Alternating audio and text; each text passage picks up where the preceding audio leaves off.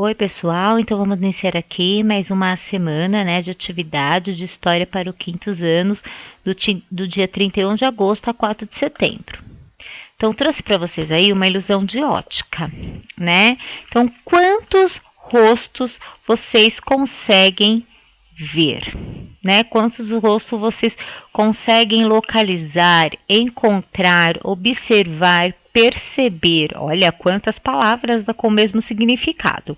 Então, eu vou dar um minutinho aí para vocês ir olhando, né? Enquanto isso aí já vai se organizando, se acomodando, pegando o material.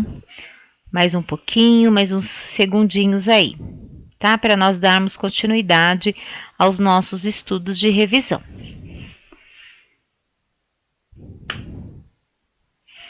Vamos lá, pessoal? No final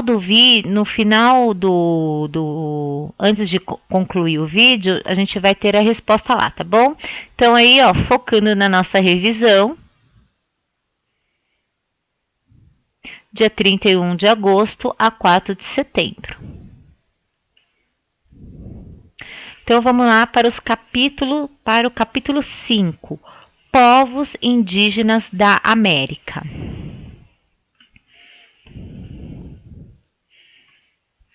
Então, né, pessoal, na América também tem indígenas, certo?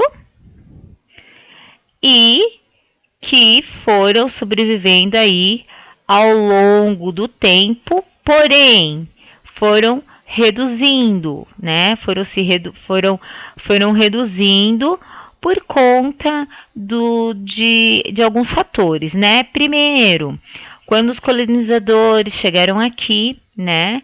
Eles quiseram fazer o que com os índios? Escravizar. Os índios não queriam, eles queriam ser eles mesmos, né? Ter a própria identidade, sua própria cultura, e muitos acabaram sendo mortos, né? Então isso também foi diminuindo a população indígena, além das doenças que os colonizadores trouxeram com eles e transmitiram para os índios, que não estavam acostumados. Também fez com que fosse diminuindo isso, né? Além do seu território. Então, os colonizadores vieram para cá, e aí se lembra, lá em geografia, olha só, foram surgindo as vilas, os povoados, as vilas e as cidades. E o que ocorreu com isso? O desmatamento, porque enquanto foi avançando, né, esse crescimento populacional, teve que alterar o meio que vive. Então, teve que derrubar árvores para ter o quê? Terreno, né? E o habitat do índio é a floresta, né? Onde ele extrai os seus alimentos, né? Tudo que ele precisa, ele extrai da natureza. Lembrando, gente, eles extraem, eles sabem o que eles podem extrair. Ele não vai lá extrair para acabar. Então, ele extrai aquilo que ele tem necessidade, né? Então, por exemplo, ele vai comer, para ele se alimentar, ele não precisa de 1 tonelada de peixes. Então, ele vai precisar o quê? De alguns peixes para alimentar a sua aldeia. Então, ele só vai pescar aquilo que ele vai precisar, né? E com isso, com toda essa transformação, foi diminuindo. Então, no nosso livro, né, traz essa informação.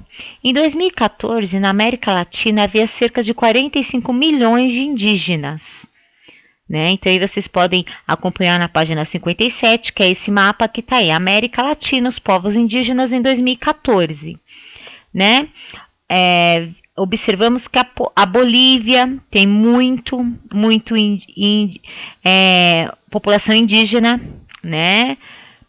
A Bolívia acho que é a que tem mais, 62,2%. Né? O Brasil tem pouquíssimo, 900 mil. Né? E com isso, é claro que hoje pode ser que tenha um pouco a mais. Né? Então, a gente está, depois de 6 anos, por quê? Tem o crescimento, né, populacional, até os índios, né, vão se renovando, né? Certo? Então vamos lá. Aqui no Brasil tem as principais nações indígenas do Brasil. Então nós temos um monte, ó, o Brasil inteiro. Tudo aí, esse mapinha aí é tudo os indígenas, as tribos indígenas que moram aqui no Brasil, que tem no Brasil, né?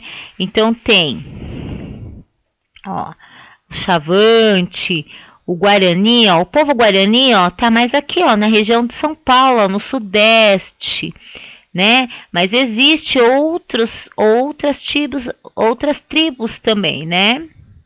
Tem uns que ainda a gente nem conhece porque eles não têm contato com os brancos, eles se recusam, então eles se escondem. E aí, por conta disso, o que aconteceu? O crescimento populacional, as construções das grandes cidades, o desmatamento, né? Então, conforme ao longo do tempo isso foi ocorrendo, né, houve uma grande luta, né, luta no sentido não de mortes, mas assim, de manifestações indígenas sobre o direito deles sobre a terra, né, o crescimento, e eles, onde que eles iam morar? Eles sabem morar na floresta, que é o habitat dele, é onde que eles tiram tudo que eles precisam, né? Então, por isso que aqui tem até o Parque do Xingu. Se lembra? O Parque do Xingu é um grande parque, né, que abriga várias tribos. Então lá ninguém pode desmatar nada, mexer em nada. Lá é dos índios. Mesmo assim, às vezes há aí umas certas intrigas aí, né, que eles querem explorar a terra dos índios, e eles acabam não deixando, porque é deles, né? E aí, como todo cidadão, os índios também, né, estão assegurados pela lei.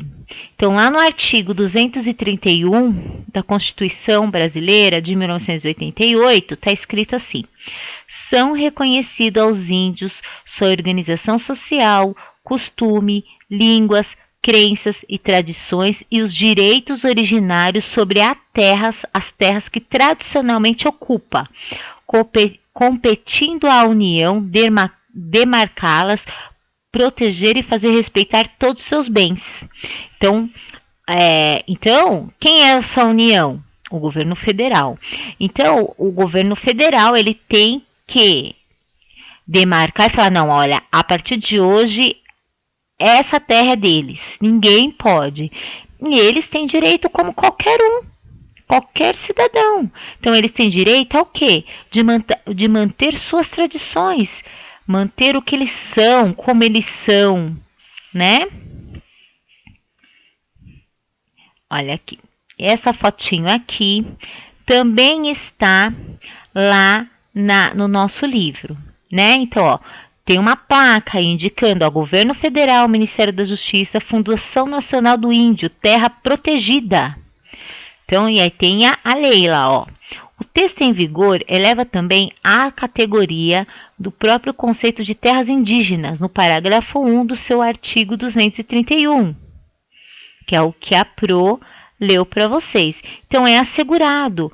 O que é demarcado não pode, ninguém pode entrar lá sem que os índios autorizem, porque ali é a terra deles. É como se fosse, por exemplo, a cidade deles. Então, ninguém pode entrar lá e fazer qualquer coisa. Ah, pelo menos não pode nem visitar? Pode, podemos ir visitar. Mas tem uma grande diferença nós irmos visitar para conhecer a cultura, para conhecer a organização que eles têm, conhecer o habitat, conhecer a residência, né, onde eles... como eles dormem, né? Os seus hábitos alimentares, os seus hábitos do dia a dia. Ok, nós não podemos ir lá e falar, não, eu vou construir um prédio, eu vou construir um condomínio. Não, isso não pode, a terra é deles, né? Então isso é invasão. Então, os índios, com isso, foi uma grande conquista, né? Uma grande conquista para que eles pudessem, né, ter toda a sua tradição, seus costumes, seu habitat, né, protegido por algo, né, para que qualquer pessoa chegasse e falar, não, essa terra é minha, não, é deles, né? Então vamos lá. Na América, lá nos Estados Unidos também tem população indígena, né? É 1% da população, né? Então é um parente bem próximo, né? Que a gente vê essa estrutura, né? Que a gente vê de penagens, que é muito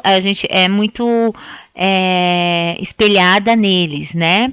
Então lá também os índios lutam pelas mesmas coisas que os índios lutam aqui, pela preservação do meio ambiente, contra as empresas, as pessoas que querem explorar, né? E querem preservar suas tradições, né? Então, todo o mundo, na verdade, tem um povo indígena, ou seja ele indígena, ou seja ele de qualquer outra etnia, precisa, né? Eles precisam, a gente precisa preservar a cultura, certo? Então, nesse capítulo 5, na verdade, os povos indígenas da América, o que é de mais importante aqui? A preservação da cultura indígena e principalmente da garantia do seu meio, para que ele possa viver conforme suas tradições, né? Então vamos lá. Agora vamos para a África.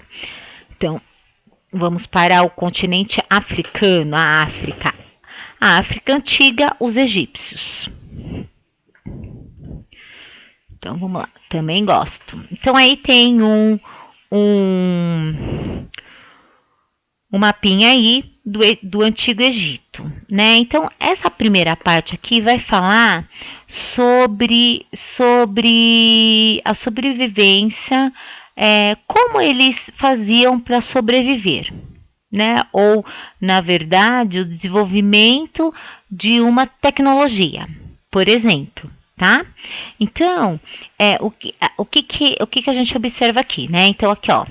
Aqui tá o mar, Baixo Egito, Alto Egito, né? Então vamos pensar nesse alto e baixo mesmo. Então aqui a água que corta aqui, ok, né? No tempo de cheia, né? De muita chuva, pessoal, desculpa. E enchia o rio Nilo, e transbordava, e inundava as margens. Então, isso era chamado de cheias. E aí, tinha o Alto Egito. A época do ano de chuva era um certo período, não era o ano todo. E aí eles pensavam, e agora? Né? Porque enquanto tem bastante chuva, o rio tá cheio, né? Inunda as margens, então quer dizer, demonstra o quê? Que está cheio. E lá no Alto Egito, como que eles iam fazer? Porque aí uma época ficava chovendo, outra época um pouquinho de seca, então esse rio secava. Então eles construíram um sistema de irrigação. Para quê? Para que todo o Egito, né, o Alto do Egito, conseguisse sobreviver no período da seca, porque tinha as plantações, tinha os animais, né? Então tinha todo o sistema. Então eles conseguiram desenvolver um sistema de irrigação. Então vamos lá. E aí, a nossa pirâmide, que no caso aqui é a nossa hierarquia, se lembra? Então, no Egito, essa hierarquia era comandada por quem? Pelo faraó. Então, o faraó era o Senhor, né? Era o símbolo maior do Egito. E ele comandava todas essas pessoas que estão abaixo dele. Então, o faraó dava as ordens para os nobres, sacerdotes, que tinha ajuda dos soldados, que tinha os escribas, que tinha comerciantes, os artesãos, os camponeses e tinha os escravos. Cada um tinha grande importância na estrutura e desenvolvimento aí do Egito, né? Então, porque igual os camponeses, o que os camponeses estão fazendo aí, né? Eles estão plantando, né? Colhendo, né? Os artesãos constroem rede, tecem, né? Os comerciantes vendem, os escribas registram, os soldados, o que os soldados fazem? Vai cuidar aí da segurança do faraó e dos nobres, os sacerdotes e nobres.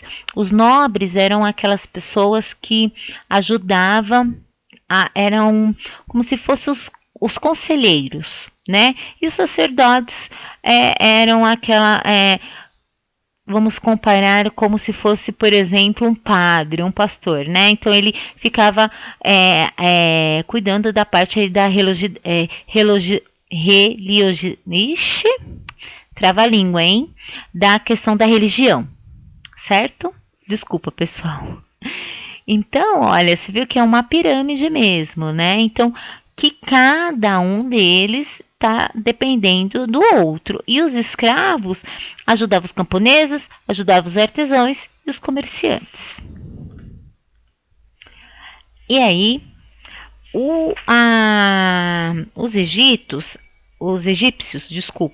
acreditavam, né, que os deuses eram responsáveis por todos os fenômenos da natureza.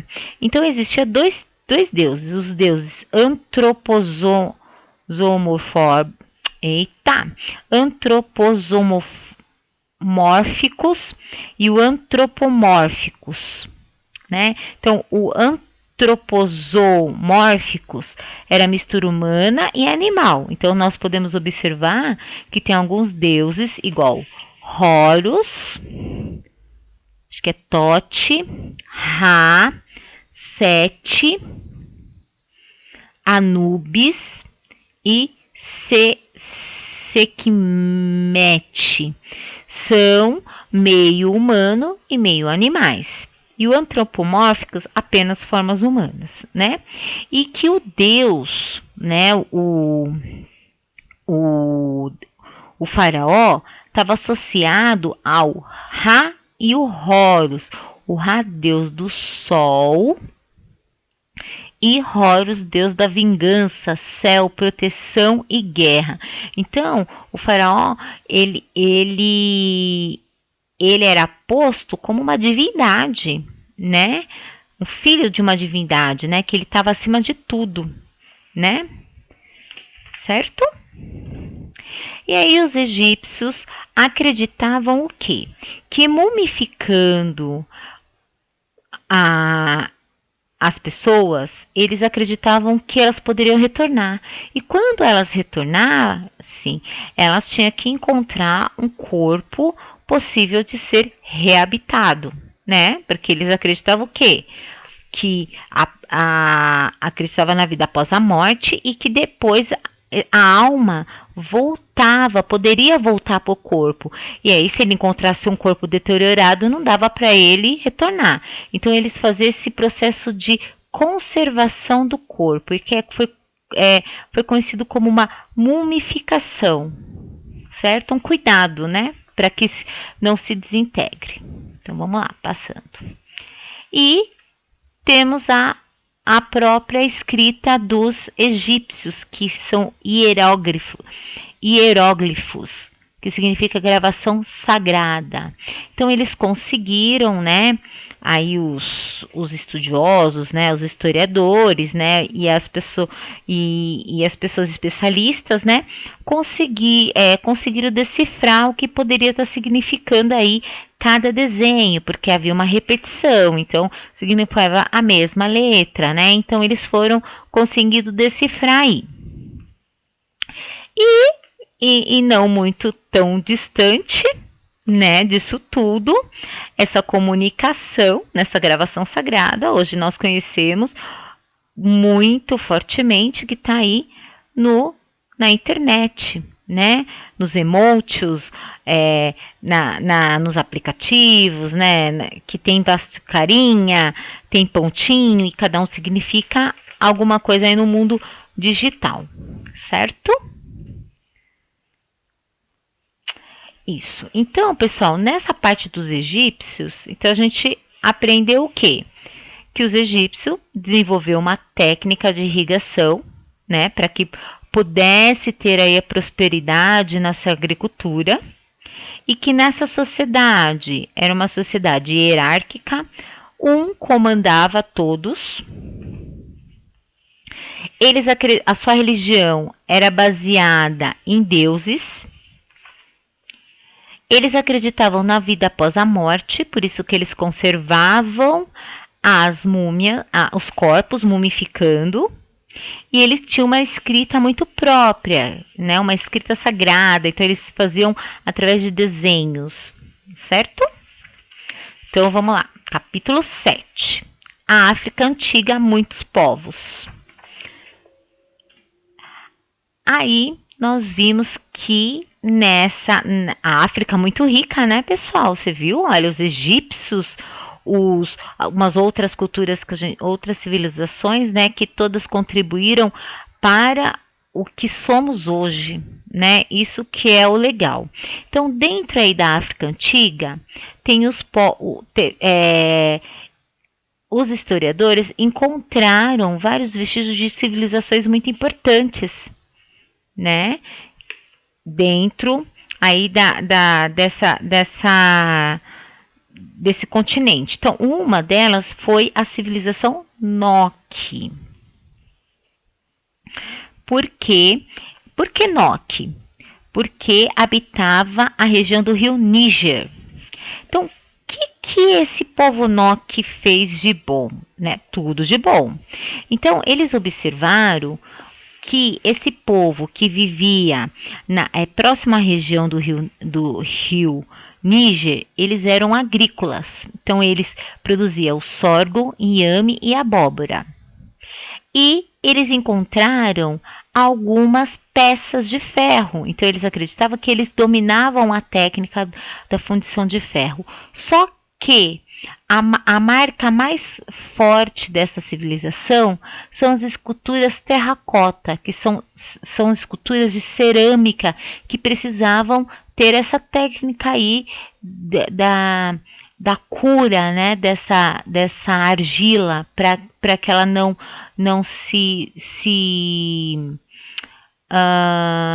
como eu posso fazer, esfarelasse, né? Porque a gente pode fazer. Então, eu posso fazer, você pode fazer, qualquer pessoa. A gente vai lá comprar argila e faz. Quem já não fez?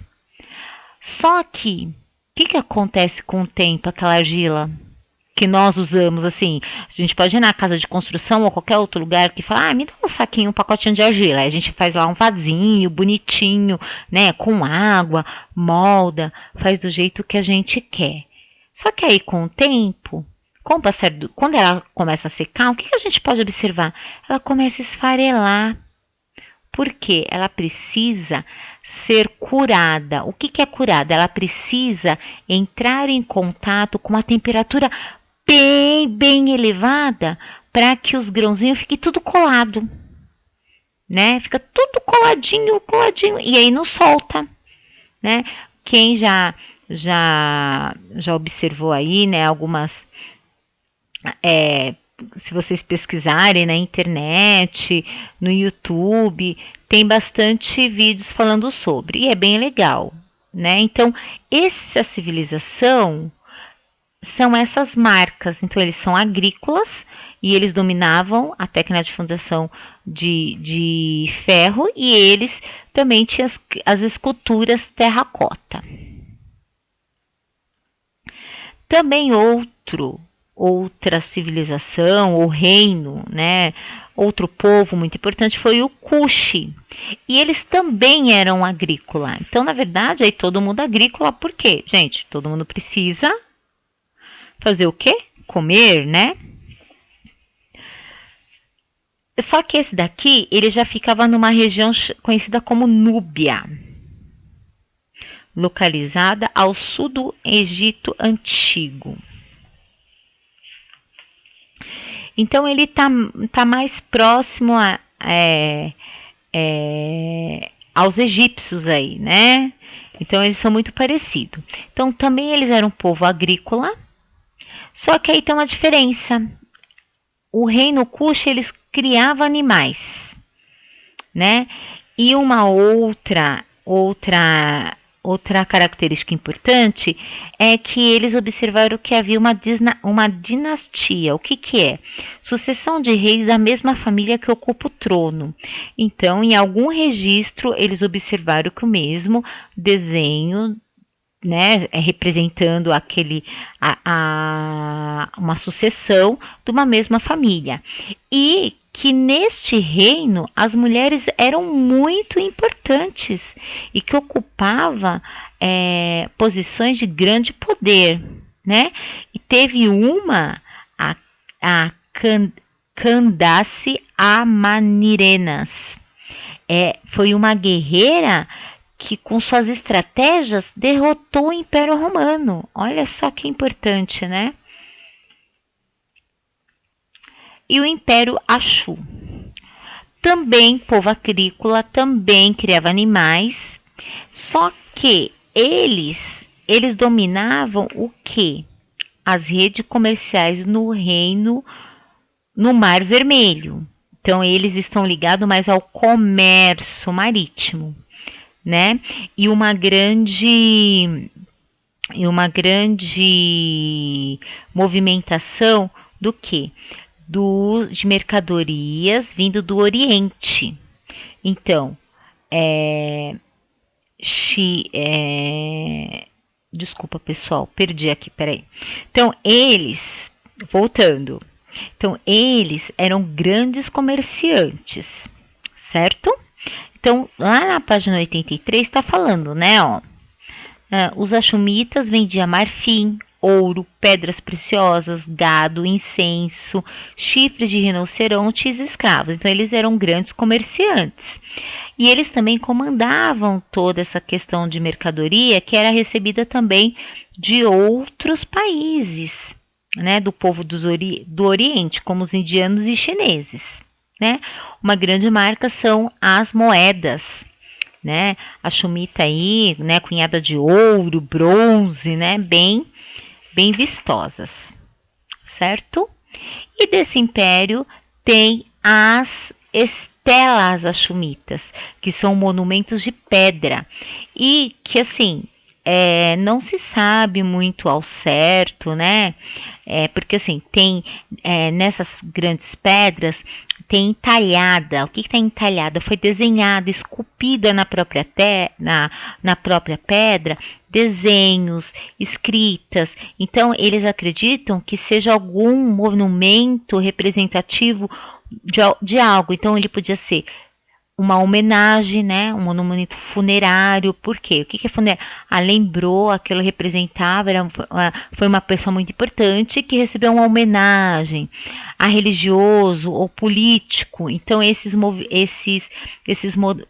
monumentos era representação, podia ser uma representação de qualquer um desses três, né? Então, talvez se fosse uma pessoa muito importante que morresse, eles pegavam e levantavam esse monumento, entalhava algum desenho, alguma escrita, né? Religioso ou político, certo? Então, no capítulo 7, né, a África Antiga, além dos egípcios, ainda teve outros povos, que foi o Noque, que foi a criação das esculturas, certo? O reino de Kush, que acho que desse reino, o que é mais forte são as questões aí das mulheres, né? Que tinham prestígio, né? E ocupavam lugares de poder. O Império de Axum, que no caso aqui, eles que comandavam o quê? O comércio marítimo, certo? E chegamos à África no Brasil, né? Então, tudo isso para chegar, vamos entender, né? Então,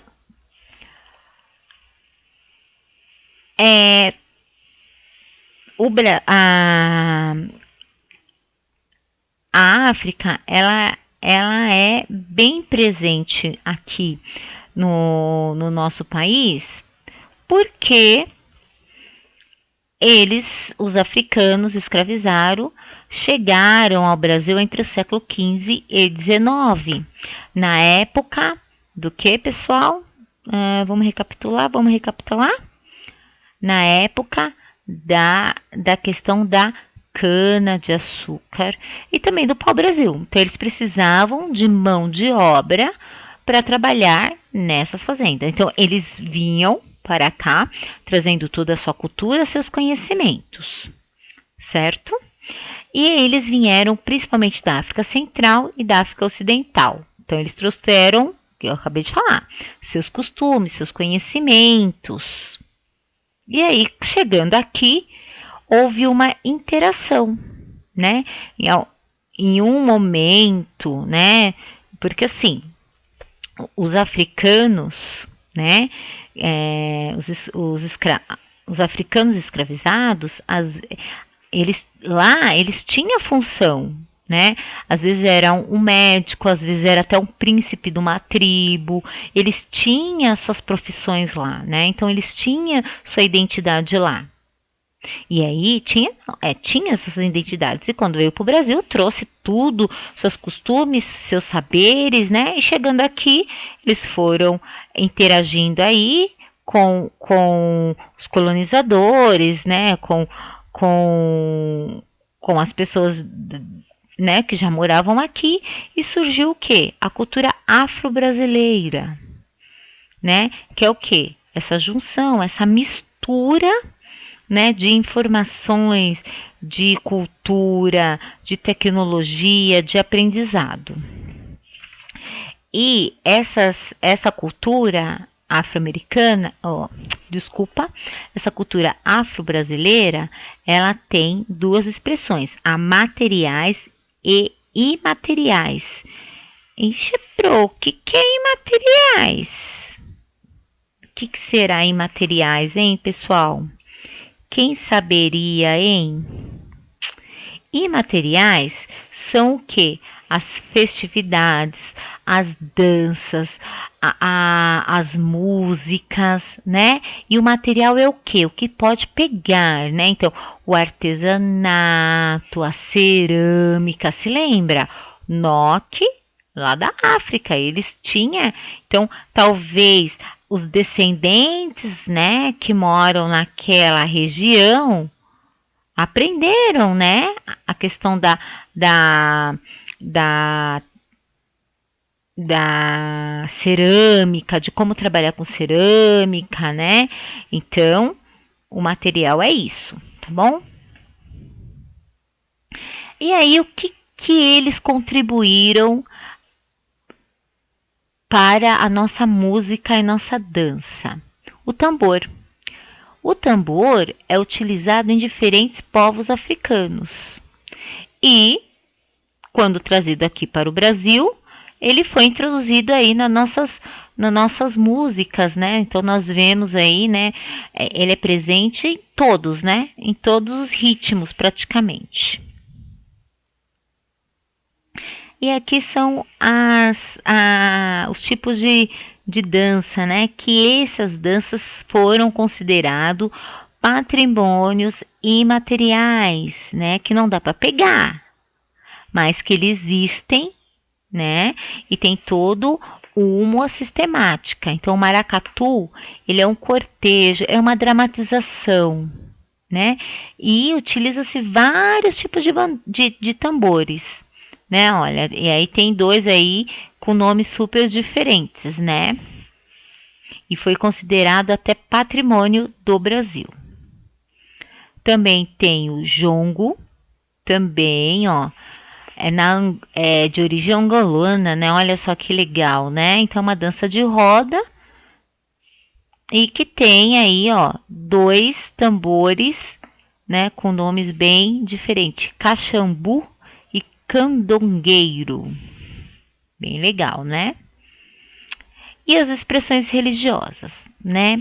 Assim, infelizmente, né? Ainda há um certo preconceito quanto às expressões religiosas porque eles acreditam, né, em divindades, né? Mas com o tempo, né, esse preconceito aí foi sendo amenizado, né, administrado, entrando numa concordância aí, né?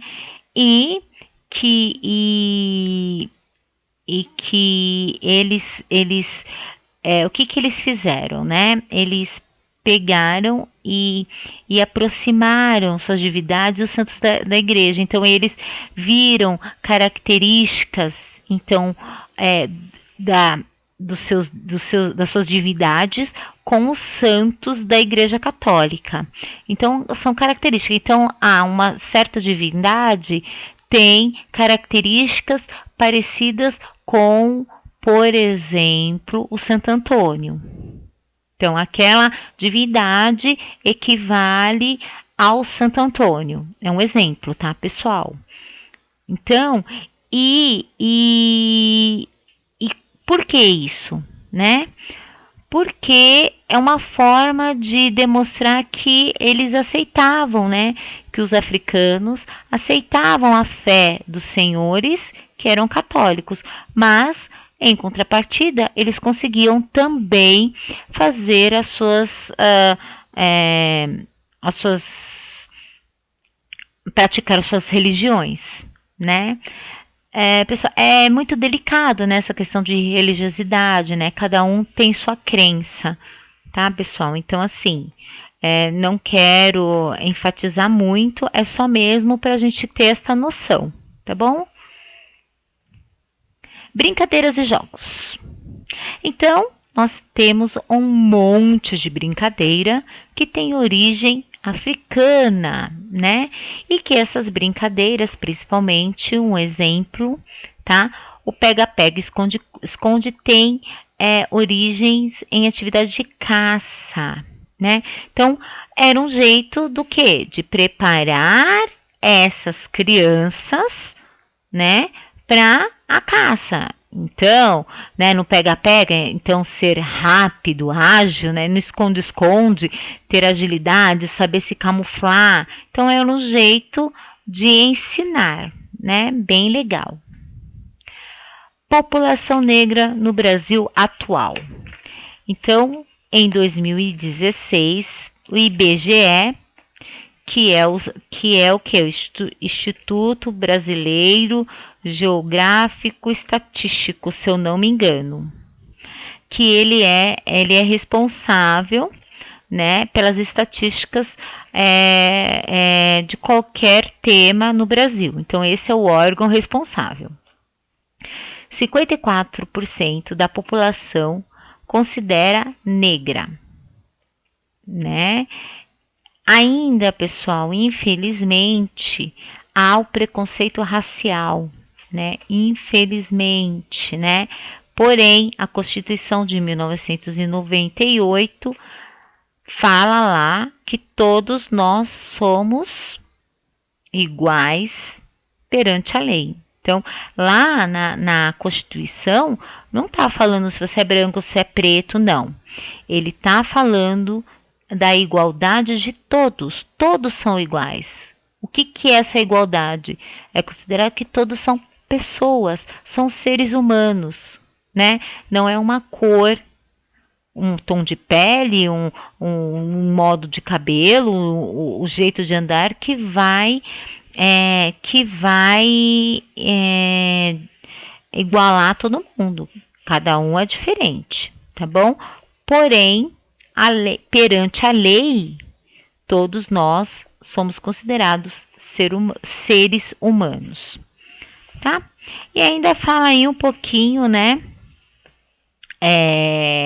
sobre o Dia da Consciência Negra, 20 de novembro, né, que foi a morte do Zumbi de Palmares, né, e para lembrar a sua morte e da luta, né, acho que 20 de novembro é considerada e é importante porque é uma luta, né, da população negra, né, dos povos africanos,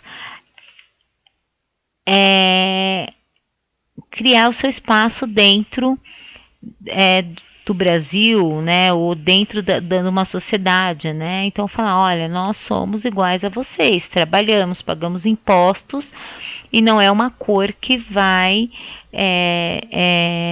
diferenciar ou desmerecer, né, então é importante esse dia, não só esse dia, acho que todos os dias a gente tem que refletir, né, sobre a importância dos povos africanos na construção do Brasil, porque eles, a todo momento, tiveram grandes papéis importantes dentro dessa construção histórica, né? Então, se não fosse por eles, né, como seria aí a questão da cana-de-açúcar, né, das minas, dos trabalhos pesados. Então, os africanos, ele está presente em toda a nossa história.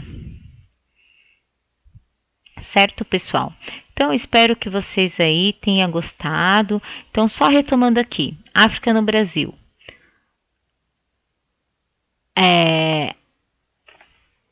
Nós temos que ter em mente isso que a Pro falou, que eles são importantes porque eles estiveram presentes em todos os momentos históricos do nosso Brasil, né? E que por conta dos conhecimentos deles também ajudaram, né? Então, por conta desses conhecimentos, dessa troca, a nossa cultura foi se formando também, juntamente, né? Uma cultura afro-brasileira. Por que afro-brasileira? Porque tem muito deles dentro de nós e nós dentro deles também, né? Então é uma troca aí, certo? Certo, pessoal? E que está presente, né? Que essa cultura, né, essa influência, ela está presente em tudo, né? Na música, na dança, na brincadeira, nos jogos, na religião, né, pessoal? Em tudo, né? Em tudo. E é importante a gente ter respeito, né? Respeitar, né? Enxergar não só o povo africano, mas qualquer pessoa como seres humanos, né? Então é isso, pessoal. Então esta atividade, a mesma da semana passada, vocês vão fazer numa folha à parte e entregá-la na escola. Então vamos lá. Então vai colocar o nome, a semana, a turma, atividade de história. Primeiro, quantos indígenas havia em 2014 na América Latina? 2. O que a Constituição do Brasil, 1988, garantiu ao povo indígena brasileiro? 3. Por quem o Estado egípcio era comandado? 4. Quais divindades o faraó era associado? 5. Por que os egípcios mumificavam os mortos? 6. O que significa hieróglifos? 7. O que as estrelas achumitas podem significar? 8. Como surgiu a cultura afro-brasileira? 9. Qual instrumento musical utilizado há muito tempo por diferentes povos africanos? 10. No processo histórico, qual é a importância do Dia da Consciência Negra, 20 de novembro? Então, pessoal, é isso. Essas são as questões. Qualquer dúvida, a Pro está disponível lá no WhatsApp, tá bom? Então, antes de encerrar, a resposta para a nossa observação, né? Então, é possível aí localizar 10 figuras humanas. Então, ó, vamos circular aqui, ó o cursor. Então, 1, 2, 3, 4.